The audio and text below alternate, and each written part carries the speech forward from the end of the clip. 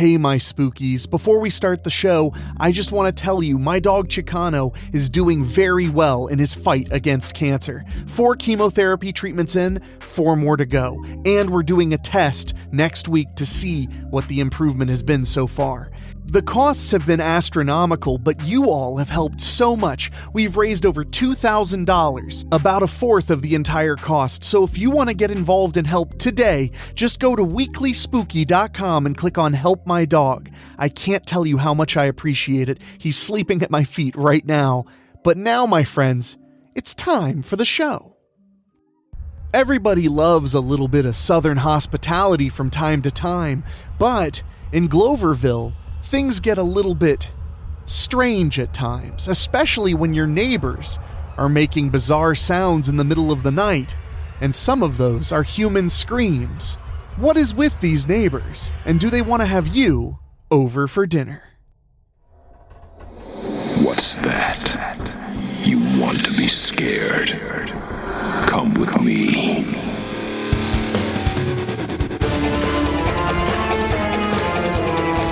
You will experience tales of horror, ghosts, and death. It is not recommended for the weak at heart. Listen in the dark. It's more fun that way. This is Weekly Spooky.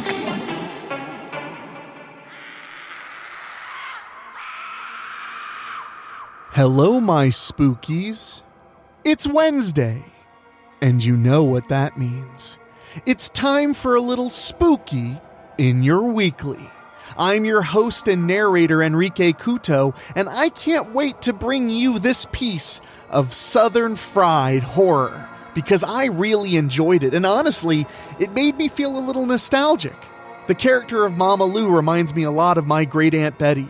I spent many wonderful summers hanging out with my great Aunt Betty, and unfortunately I lost her in 2021. This story captures an element of family that I identify with very much, and we're going to get to that story here in just a moment, but first I want to say thank you so much for listening, and I know a lot of you out there found out about us on Weird Darkness. Huge shout out to Darren over at Weird Darkness, by the way, for helping to spread the spooky. So if you're here and you're new, welcome. And of course, if you're a stalwart fan of the spooky, thanks for coming back. Make sure you're subscribed on your favorite podcasting app, because we bring you content sometimes 3 times a week, but always twice a week, because that's how we roll over here at Weekly Spooky. And if you love what you're hearing, why not leave us a 5-star rating on your favorite podcasting app? It really helps brand new listeners join on the program. And it costs you not a cent. But if you want to go even one step further, you can head over to weeklyspooky.com and click on Patreon. For as little as $1 a month, you can make sure the spooky keeps coming and coming and coming, and get all kinds of bonus material, like exclusive podcasts and a look behind the scenes of what we do here. Just go to weeklyspooky.com and click on Patreon.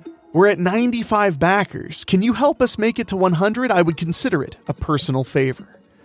But now, my friends, it's time for the story. I'm ready if you are, after these quick words.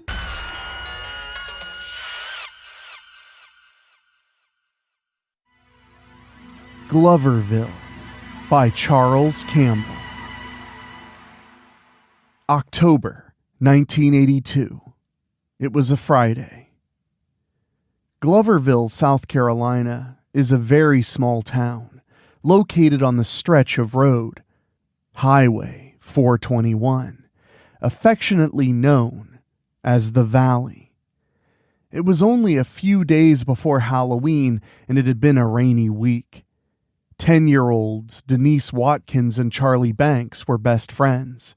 Charlie lived with his granny, Louise Corley, on Oak Street, and Denise lived across the street with her parents and older brother. Charlie was sitting in the rocking chair on the front porch, watching the rain and waiting for Denise. Charlie heard the stray cats that lived under the house start scrapping. They yowled and hissed.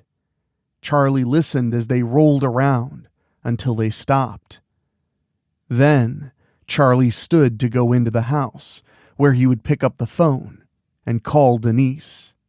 "Charlie!" Charlie turned around and smiled. His best friend was running across the street wearing a black raincoat that was twice her size. It was undoubtedly her brother's. "Hurry!" Charlie shouted.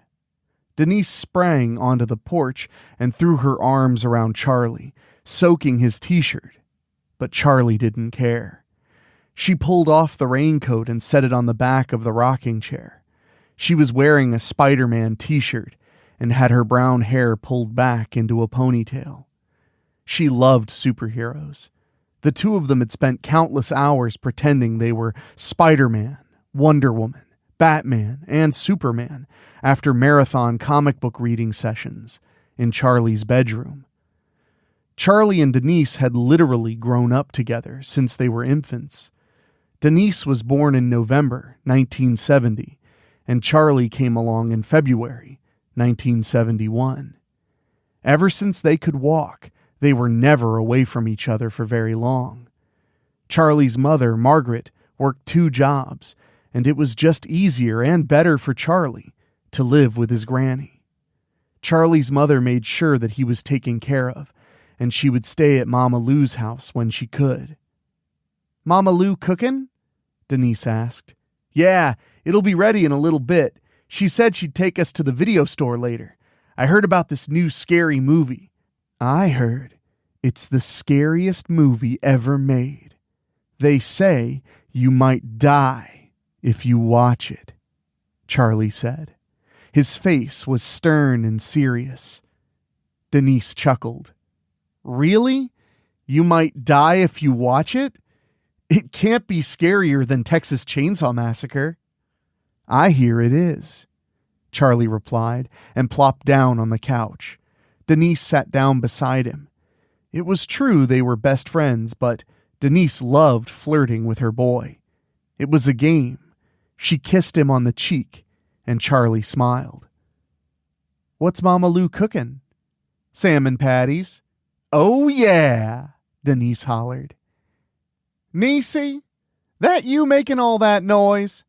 Mama Lou stepped from the kitchen and into the living room. "Yes, Mama Lou." "Well, come give me some sugar," Mama Lou said and opened her arms. Niecy ran into them and planted one on Mama Lou's face. Mama Lou wasn't a small woman.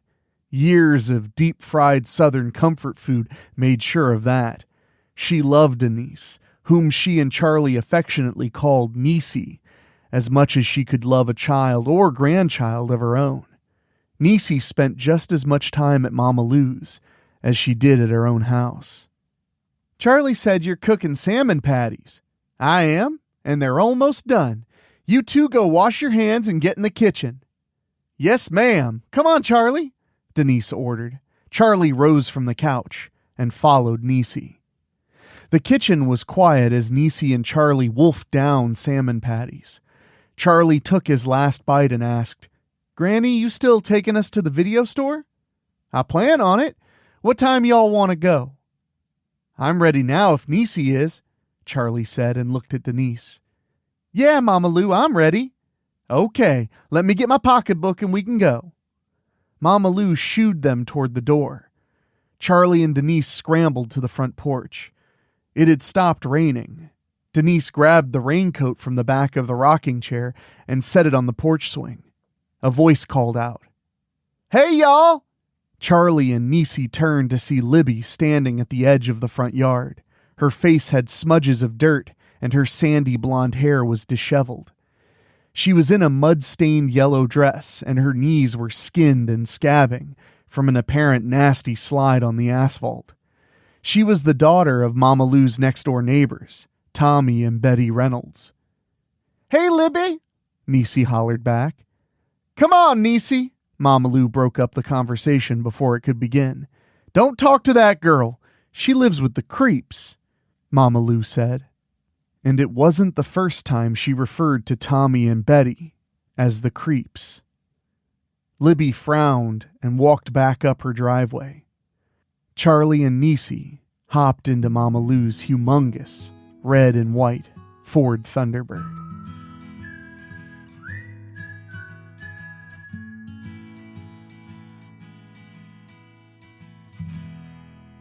A few minutes later, they were in the neighboring valley town of Langley. Mama Lou eased the Thunderbird into a vacant parking spot in front of Valley Video.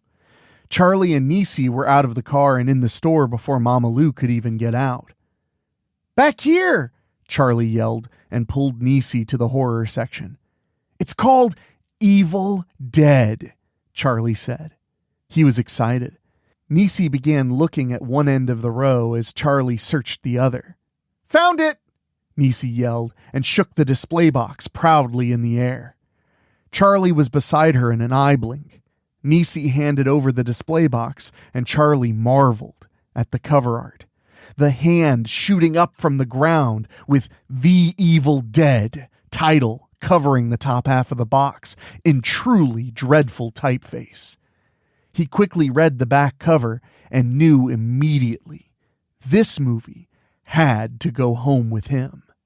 Mama Lou was just walking in the front door. Niecy and Charlie were standing there, waiting. "Granny, we found the movie!" "You found it that quick?"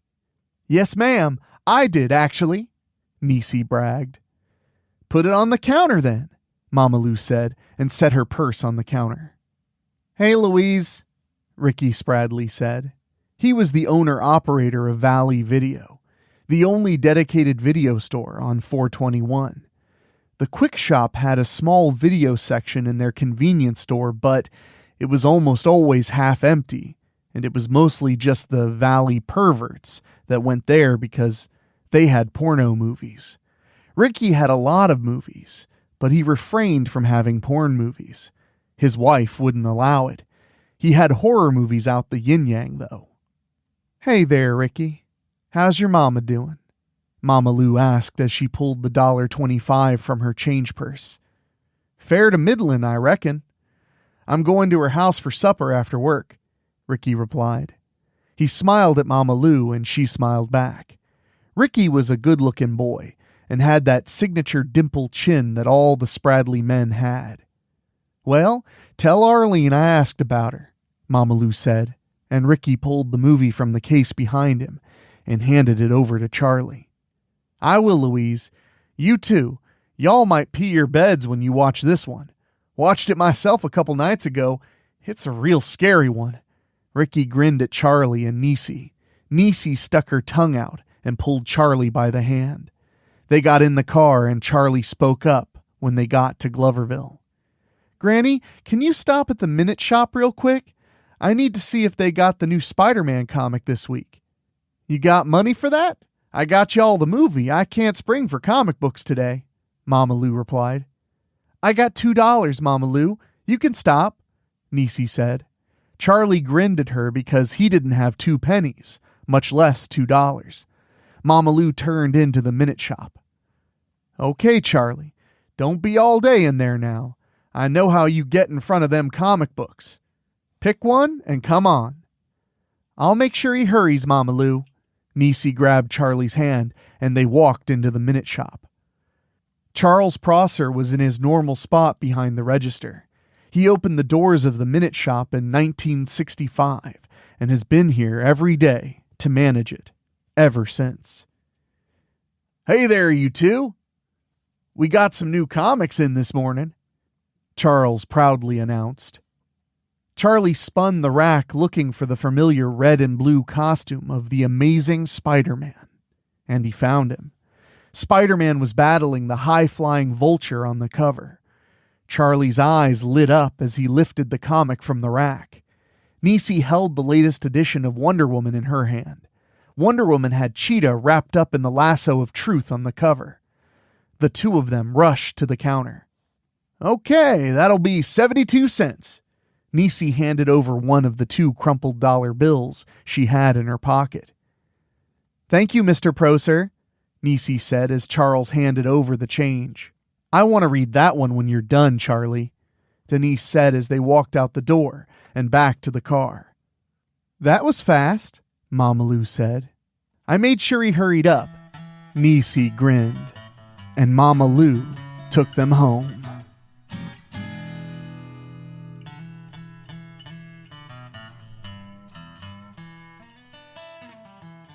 Libby was still standing outside when Mama Lou pulled up. She waved at Charlie and Niecy. Niecy waved back, but Charlie was too transfixed with the videotape they were about to watch. "Niecy, please don't be messing with the creeps," Mama Lou scorned. "Libby makes me sad, Mama Lou.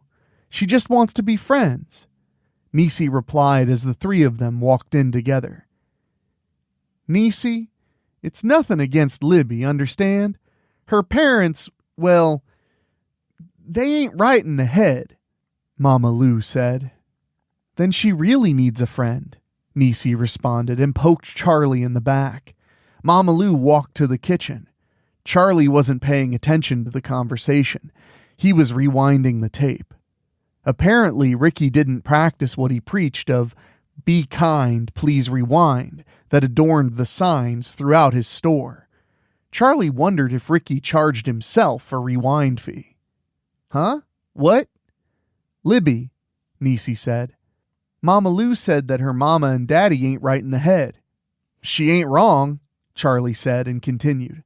"I mean, I never see them during the day, and during the night me and Granny hear strange noises coming from over there." "What kind of noises? I don't hear nothing at night." Niecy was now intrigued. "That's because you live across the street. You can't hear it way over there. Spend the night tonight, and I bet you'll hear it," Charlie whispered. The tape finally stopped rewinding, and he couldn't wait to press the play button. Denise whispered in his ear, "I'll come back tonight. Leave your window open." Charlie smiled. He pressed play on the VCR.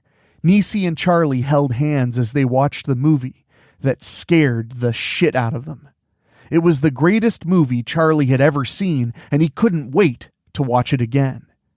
For Niecy, though, once was enough. Niecy stayed until her mama flickered the front porch light. That was her signal that it was time to come home. Niecy kissed Charlie on the cheek and whispered in his ear, "Remember, leave your window open. I'll be back tonight." "Come on, Charlie. Ride with me to the L&M real quick." "L&M? Yes, ma'am." Charlie jumped up and turned off the television. Normally, Mama Lou would give Charlie a $5 bill and have him walk to the well-known Valley Dive to pick up food, but the sun had already set. Charlie was opening the car door when there was a high-pitched scream coming from the creep's house. Charlie jumped, and Mama Lou looked irritated. "Granny, what was that?" Charlie shouted. "Just get in the car." "What if somebody's hurt?" Charlie asked. He was squeezing the handle of the car door, but not pulling. "Just get in the car. It's none of our business, Charlie. Get in the car or you can go get a switch." "Yes, ma'am." Charlie got in the car. Mama Lou drove the quarter-mile to L&M and gave Charlie the $5 bill. The greasy paper sack was sitting at the end of the counter. Charlie's stomach was doing cartwheels as soon as he walked in. The smell of fried food and cigarette smoke saturated the restaurant. Miss Linda was smiling behind the register. She was so thin, she was the closest thing Charlie had ever seen to a walking skeleton. It was funny that someone this skinny would be working in a place like this, where the calorie count was enough in one meal for 2 days. "Hey, Charlie, your granny didn't make you walk, did she?" she asked with the throaty growl of a heavy cigarette smoker. She'd die of lung cancer in 15 years. "No, ma'am. She's waiting outside." "Good. Well, that's your bag at the end, the usual. 2 cheeseburgers all the way and home fries." Charlie handed over the $5 bill and didn't wait on any change. He grabbed the grease-stained bag and walked out the door. Linda smiled through the 5 teeth left in her head. Oral hygiene wasn't at the top of her list. "Got him, Granny," Charlie announced when he got in the car. "Smells good," Mama Lou said. "I need you to run in the quick shop and grab some Coca-Colas. I didn't get by Freeman's this week," Mama Lou said. "Smells good," Mama Lou said. "I need you to run in the quick stop and grab some Coca-Colas. I didn't get by Freeman's this week," Mama Lou said.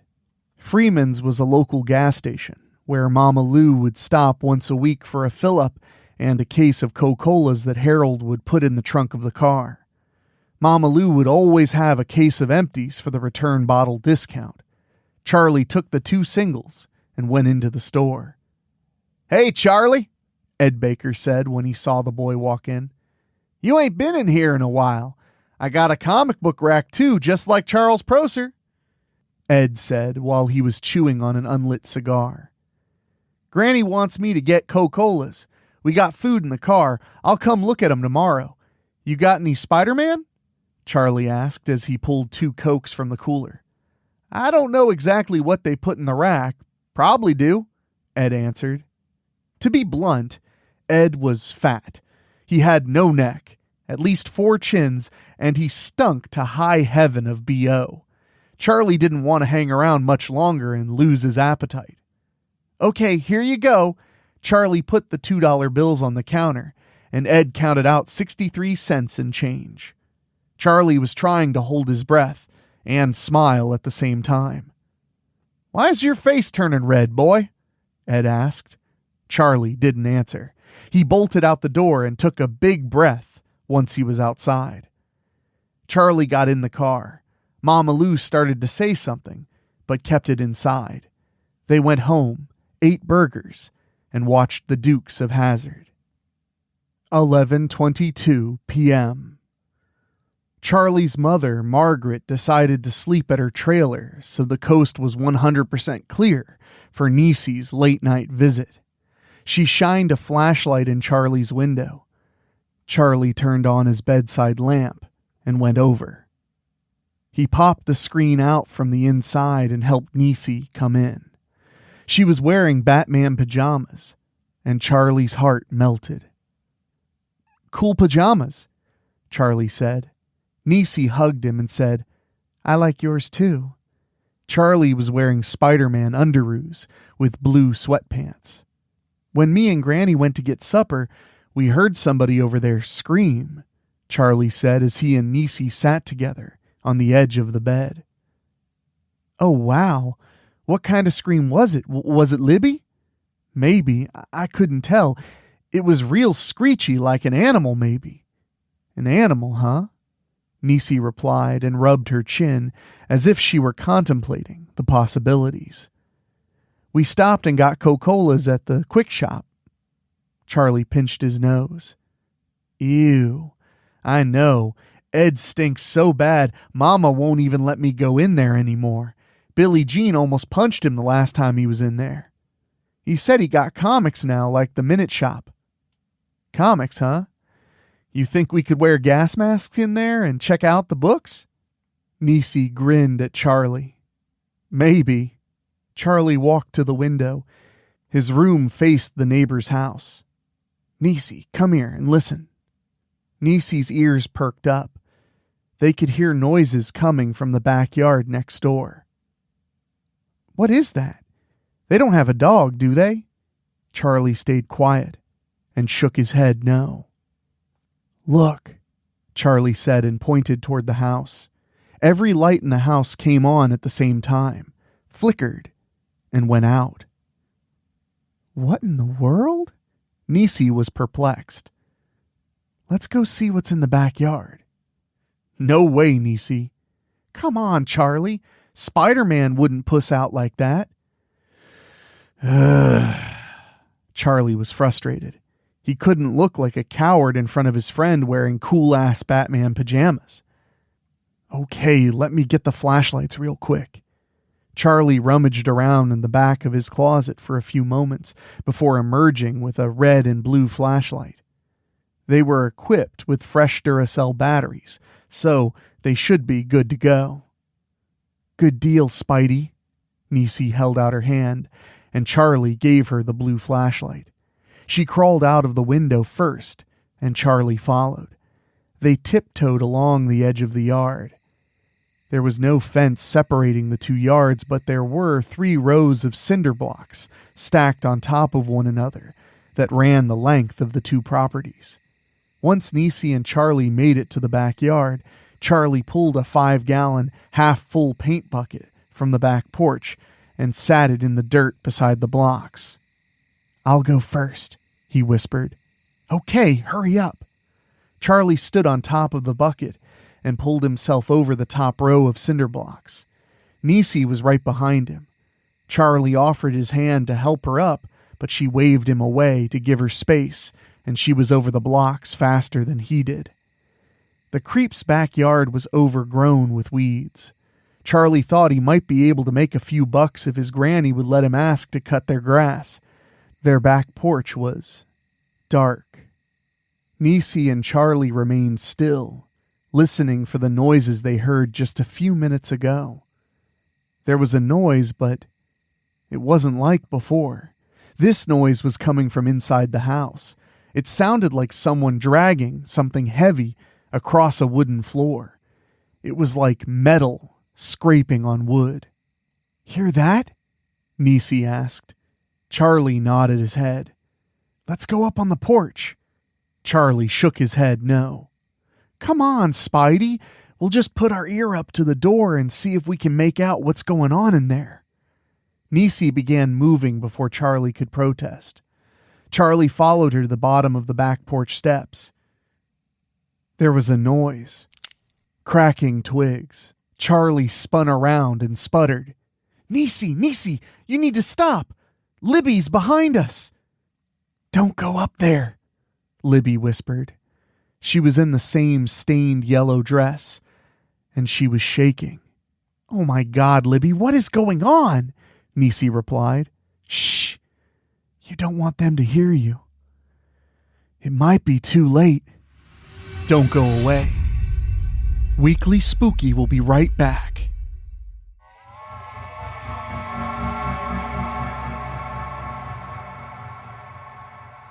Libby stepped back into the dark shadows of the backyard. Suddenly, there was a loud screech coming from inside the house. It sounded as if it came directly from the other side of the back door.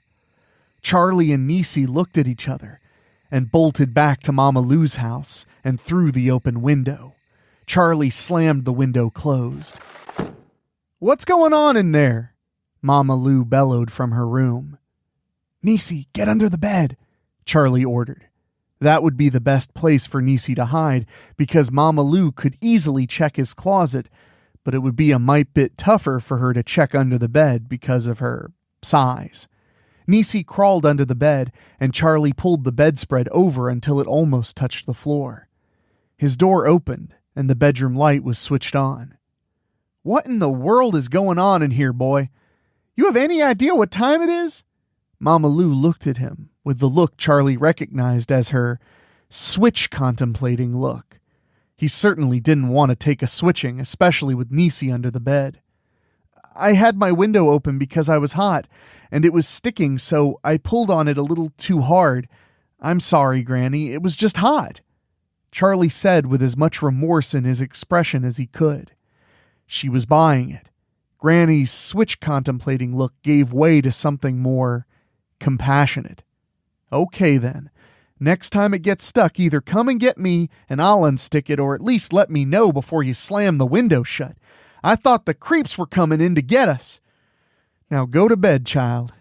Mama Lou flipped off the bedroom light and closed the door. Niecy waited a full minute before she belly crawled from under the bed.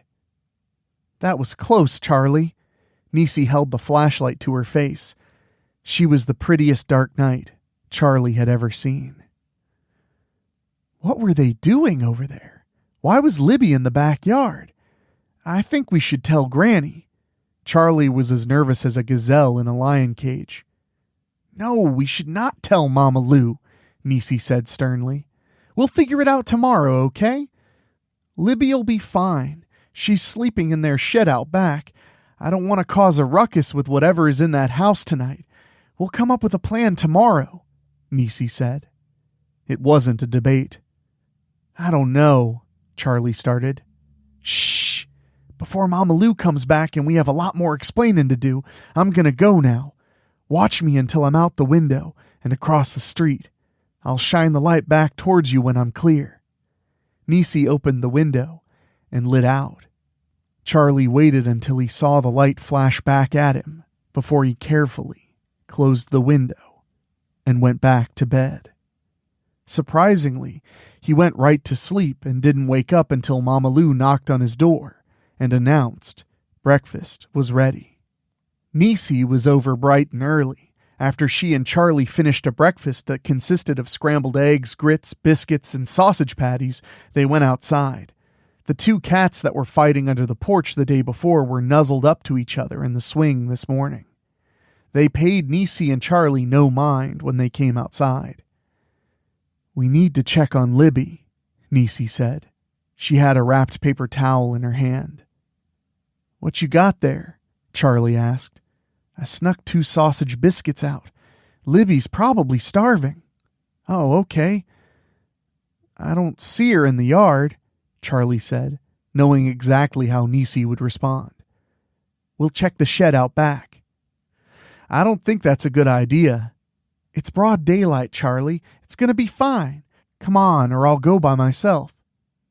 Nisi had declared what she intended, and Charlie knew he couldn't talk her out of it. But he made one more effort. "What about Granny? What if she catches us at the creep's house? She'll switch us both. You know she will. She's done it." "I'll take a switching from Mama Lou. Let's go." Nisi grabbed Charlie by the hand, and they used the paint bucket and scaled the blocks like the night before. The backyard was far less menacing in the daytime. It was October, but the grass was still overgrown. October in Gloverville was a lot warmer than most places in the country. The small aluminum shed sat alone in the farthest corner of the yard. There were windows on all sides of the shed, and they were all open. Nisi felt the wet reeds of grass graze her arms as she moved with Charlie right behind her. She got to the front of the shed and whispered, "Libby, you in there?" There wasn't any noise coming from inside. Nisi grabbed the door handle. Charlie tensed up and actually held his breath. Nisi pushed the door open and gasped. "What? What is it?" Charlie looked over her shoulder. There was a folding lounge chair in the back of the shed with a Hello Kitty pillow and a matching blanket. There was an empty cereal bowl on the floor underneath the chair, along with a naked Barbie doll.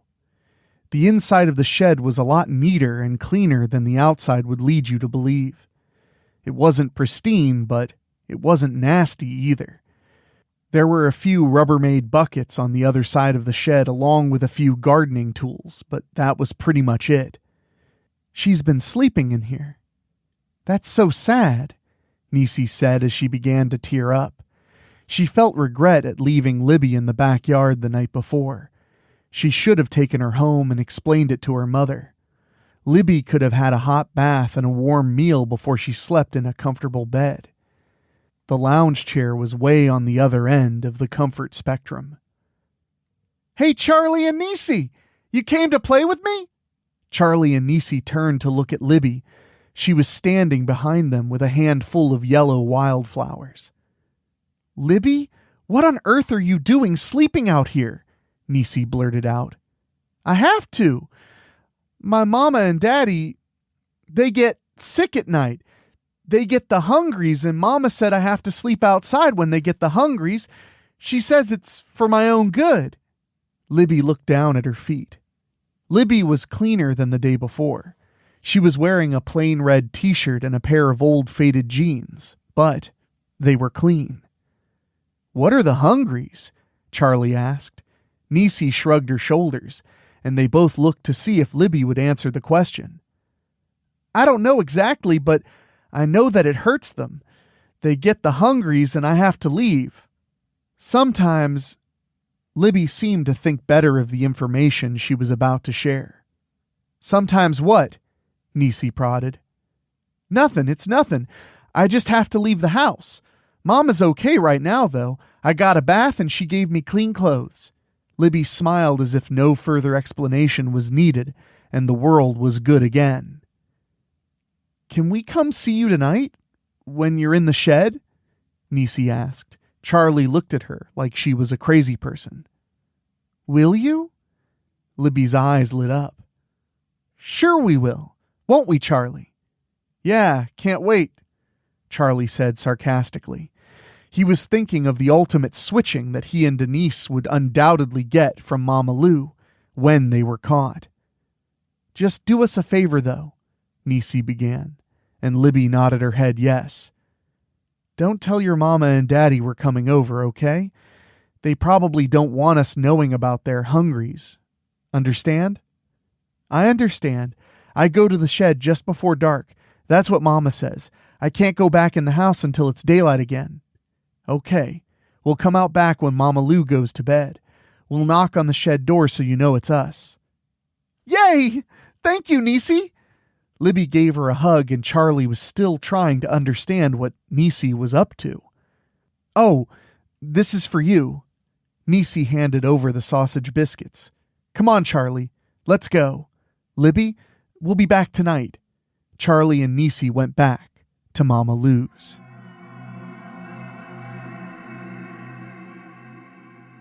"Niecy, why'd you do that?" That was the first question Charlie had once they returned to Mama Lou's front yard.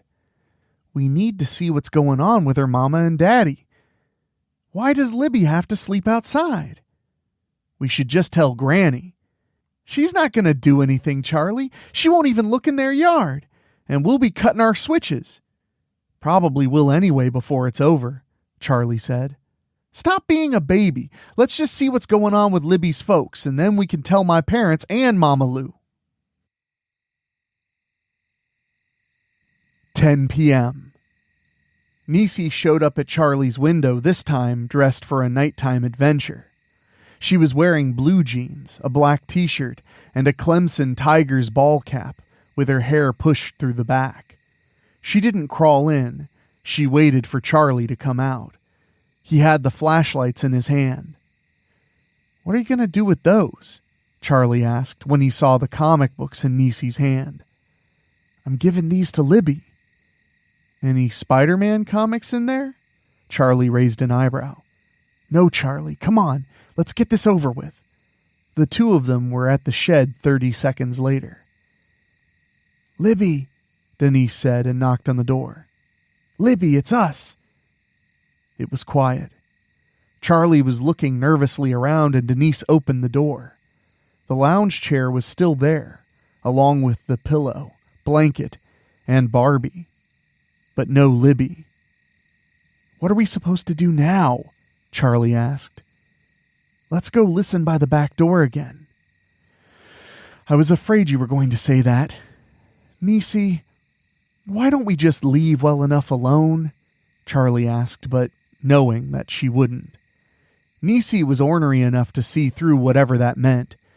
She eased up to the back steps. Charlie followed behind. Niecy turned off the flashlight when she put her ear up to the back door. "Niecy, I don't think..." "Shh, Charlie, I'm trying to hear." Niecy listened and heard the same sound from the night before. Something heavy being dragged across a floor. "You hear that, Charlie?" "Yeah, I think we heard enough." Charlie was ready to bolt. Niecy pressed her ear harder against the back door. It opened, and she fell into the house. She had to suppress a scream as she fell on her knees right into the kitchen. "Oh shit, Niecy," Charlie whispered, and went in after her. "I'm okay, I guess the door wasn't locked," Niecy said, and cocked her head. The noise was coming from down the hallway. "We got to go. Don't even, Niecy." Charlie was beside himself when she started crouch walking down the dark hallway. There was a light at the end of the hall. Another room. The smell of lemon pledge got stronger the closer Niecy got to the door. Charlie was still behind her, but she was definitely putting his loyalty to the test. He was fighting every instinct to run next door and wake Mama Lou. Niecy was right outside the door. The sound of dragging stopped. Niecy turned, looked at Charlie, and held a finger to her lips for him to stay quiet. She could hear Libby. She was on the other side of the door. "It's okay, Mama and Daddy. I brought the food for the hungries." Niecy heard growling behind the door and tapped Charlie on the arm. It was time to get the hell out of there. Suddenly, light filled the hallway. The door opened, and Libby was giggling. "I told you they would come, Mama. The food is here for the hungries." Libby moved aside. Niecy screamed and dug her nails into Charlie's arm to get him moving. They took off down the hallway and out the back door. "Oh shit! Oh shit! Oh shit!" Charlie repeated as he and Niecy stumbled into the backyard. They scrambled to jump into Mama Lou's backyard, but something stood between them and help. There were two creatures, both big, and both had fire-red eyes. Saliva dripped from their fangs, and Charlie could tell by the way they were dressed that they were Libby's folks, Betty and Tommy Reynolds. The one wearing the flannel shirt and jeans was Tommy, and the one with the oversized housecoat was Betty. Libby was giggling from the porch. "I'm sorry, it was the hungries. I told them you were coming, and I can stay in my room tonight," said Libby. Everything was right in her world. The creature that was Tommy snarled and held out his claws.